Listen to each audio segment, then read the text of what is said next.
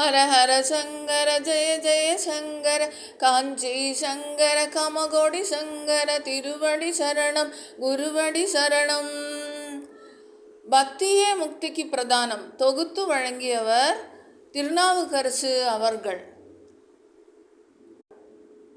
எப்படி காந்த கல்லானது ஒரு இரும்பு ஊசியில் போய் ஒட்டிக்கொள்கிறதோ, பதிவிரதையின் மனதாவது பர்த்தாவினிடத்தில் போய் அமைங்கிறதோ, கொடியானது மரத்தை அணைத்து கொள்கிறதோ, நதியானது சமுத்திரத்தை போய் கடலை போய் செல்கிறதோ, அதுபோல நம்முடைய மனது எங்குமே அலைப்பாயாமல் பரமாத்மாவாகிய ஈஸ்வரனிடத்தில் போய் செல்ல வேண்டும்.